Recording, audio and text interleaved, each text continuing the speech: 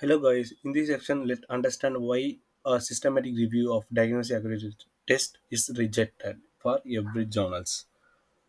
So coming to fault of methodology, for example, a research term conduct a systematic review and meta-analysis on the accuracy of the novel blood test for tuberculosis. For however, they make several methodology errors. So first is the lack of registration or in Aspero. For example, they fail to register, they review the protocol in the Paspro, leading to the concern about the potential of bias in the methodology and analyze discussions. Second is the poor bibliographic search. For example, they research only in the PubMed and Scopus. They are missing key database like the Embase and Cochrane libraries.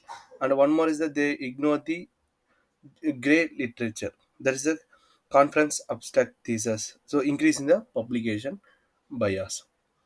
Third is the data selection and the extraction. So in the data selection and the extraction issue is only one reviewer to extract the data without the cross checking, raising the error. And one more is that they do not publishing to extraction form make the approaching is the non reproducibility, right? So fourth is the incomplete of quality assessment. So coming to the incomplete quality assessment, they assess study quality but do not use the QADAS 2, right? QUADAS QADAS 2 is a recommended tool of the diagnostic accuracy studies. They fail to assess the certain evidence using the grade, making the conclusion weak. Right? These are the fault of methodologies. So coming to next problem in meta-analysis. For example, the first is the incorrect statistical model. They used to fix the effect model despite I heterogeneity, that is I square equal to 80% with the distort pooled accuracy estimation, right? Second is the failure to assess heterogeneity. They reported the I square but do not expose the Y heterogeneity exceed.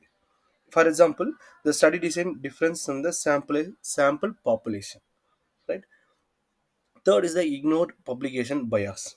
Okay, so coming to publication bias, they do not access for the publication bias using a funnel bar or Egan test. Mean the result may be a overly optimized, right? So these are all problem in meta-analysis. Third is the poor presentation and writing. So confusing the graph is nothing but their meta-analysis lack of SROC cause. So summary receiving operating characteristic curve a key visualization of diagnosis test. Okay. So unsupported conclusion. Okay. They claim the tested have excellent accuracy but ignore the sensitivity very wide across the studies.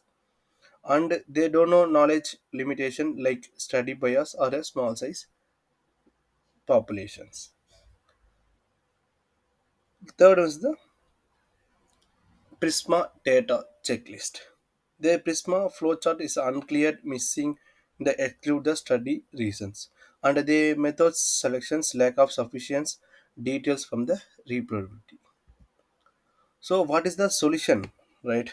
So, in the solution, follow the guidelines to the letter. For example, the Prisma data and QUA squared as 2 grade. So, these are the following guidelines of the letters. Second is the invest in the robust methodology.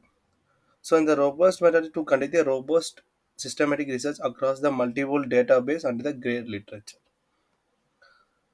Third is the be clear, transparent, and relevant. So, ensure the transparent data extracted and the reproducibility with the multiple reviewer.